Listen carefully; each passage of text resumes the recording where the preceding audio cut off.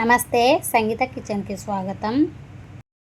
ఈరోజు మనము బయట మార్కెట్లో దొరికే ఇన్స్టెంట్ నూడిల్స్ కాకుండా ఇంట్లోనే గోధుమ పిండితో నూడిల్స్ తయారు చేసుకొని ఇలా రెసిపీ తయారు చేద్దాము. చాలా టేస్టీగా ఉంటుంది. ఇది ఎలా తయారు చేసుకోవాలో ఇప్పుడు మనము చూద్దాము. ముందుగా ఒక మిక్సింగ్ బౌల్ తీసుకొని దీంట్లోకి 1 కప్పు నిండా గోధుమ పిండి తీసుకున్నాను. దీంట్లోకి రుచికి సరిపడా ఉప్పు వేసుకోవాలి. కొంచెం కొంచెం నీళ్లు పోసుకుంటూ అంతా బాగా కలుపుకోవాలి. మనం చపాతీ పిండి కన్నా కొంచెం లూజ్గా కలుపుకోవాలి. ఇలా ఇంట్లోనే మనం నూడిల్స్ చేసి పిల్లలకి పెడితే హెల్తీగా కూడా ఉంటుంది కదా. చూడండి, పిండిని ఇంత సాఫ్ట్గా కలుపుకోవాలి. ఇప్పుడు దీనిపైన కొంచెం నూనె పోసి మళ్ళీ పిండిని అంతా ఒకసారి బాగా కలుపుకోవాలి. అప్పుడు పిండి సాఫ్ట్గా అవుతుంది. చూడండి, ఇలాగా చూడండి, ఇంత సాఫ్ట్గా ఉంటే సరిపోతుంది. ఇప్పుడు మనము కారపూస గొట్టంలో పట్టేటట్టుగా ఇలా పొడవుగా చేసుకొని పక్కన పెట్టేసుకుందాము. కారపూస చేసుకునే బిల్ల ఉంటుంది కదా, కొంచెం లావుగా ఉండే బిల్ల, అంటే మీడియం సైజు, మరీ చిన్నది కాదు మరీ పెద్దది కాదు, మీడియం సైజుది తీసుకొని దాంట్లోకి ఈ పిండి అంతా పెట్టేసుకొని ప్యాక్ చేసుకోవాలి.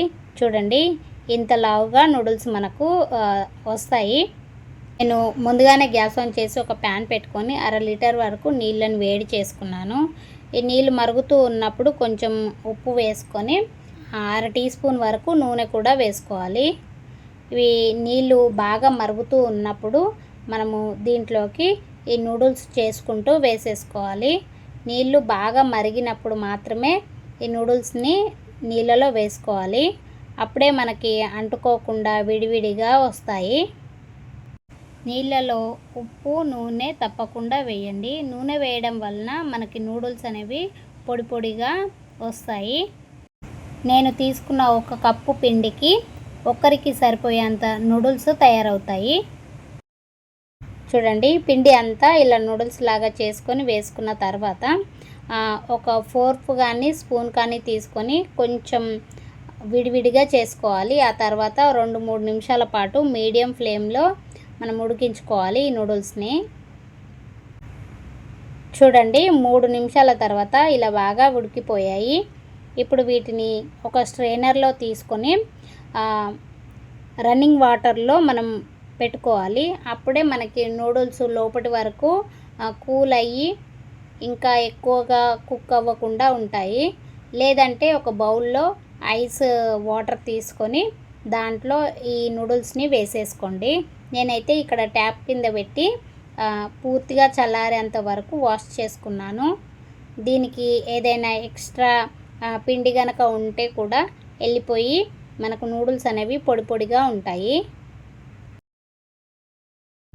ఇలా రన్నింగ్ వాటర్లో కడిగితే మనకి బంకగా ఉండవన్నమాట.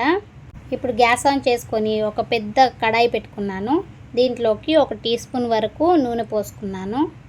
ఇప్పుడు ఈ నూడిల్స్ చేసుకోవడానికి మనకు ఇష్టం వచ్చిన వెజిటేబుల్స్ని ఇలా చిన్నగా సన్నగా పొడవుగా కట్ చేసుకొని వేసుకోవాలి. నేను ఇక్కడ క్యారెటు, క్యాప్సికము, క్యాబేజు చిన్న చిన్నగా సన్నగా పొడవుగా కట్ చేసి వేసుకున్నాను. నూడిల్స్ని కొంచెం కారంగా ఇష్టపడేవారైతే దీంట్లోకి 1-2 పచ్చిమిర్చి కట్ చేసి కూడా వేసుకోండి, లేదంటే చిల్లీ ఫ్లేక్స్ వేసుకోండి. దీంట్లోకి ఇప్పుడు 1 teaspoon red chilli sauce వేసుకున్నాను. 1 teaspoon dark soya sauce వేసుకోవాలి. 1 టీ స్పూను టమాటో సాస్ కూడా వేసుకున్నాను. 1/2 టీ స్పూను వైట్ వెనిగర్ కూడా వేసుకోవాలి. మనం ముందుగా ఉడికించి పక్కన పెట్టుకున్న ఆటా నూడిల్స్ కూడా వేసేసుకోవాలి. గ్యాస్ని మీడియం ఫ్లేమ్లో పెట్టుకొని మాత్రమే ఈ రెసిపీ అంతా చేసేసుకోవాలి. చూడండి, ఇలా నూడిల్స్ విరగకుండా నెమ్మదిగా అంతా బాగా సాసెస్ అన్నీ నూడిల్స్కు పట్టేలాగా కలుపుకోవాలి. చూడండి, ఈ విధంగా. ఇప్పుడు దీంట్లోకి టేస్ట్కి సరిపడా ఉప్పు వేసుకోవాలి. మనం సాసెస్ అన్నీ వేసి నూడిల్స్ ఉడికించేటప్పుడు కూడా ఉప్పు వేసుకున్నాం కాబట్టి చూసుకొని ఉప్పు వేసుకోండి. 1 టీ స్పూను నువ్వులు కూడా వేసుకున్నాను, చూడడానికి బాగుంటుందని. ఇదంతా ఒకసారి బాగా కలిపేసుకోవాలి 1 నిమిషం పాటు. బాగా మగ్గిన తర్వాత ఈ సాసెస్ అన్నీ నూడిల్స్కు పట్టుకొని మంచి ఫ్లేవర్ వస్తుంది. అప్పుడు మనము గ్యాస్ ఆఫ్ చేసేసి దింపేసుకోవడమే. ఈ ఆటా నూడిల్స్ని ఒకసారి మీరు ట్రై చేయండి. ఈ రెసిపీ కనుక మీకు నచ్చినట్టయితే ఒక లైక్ చేయండి, షేర్ చేయండి. Thanks for watching video.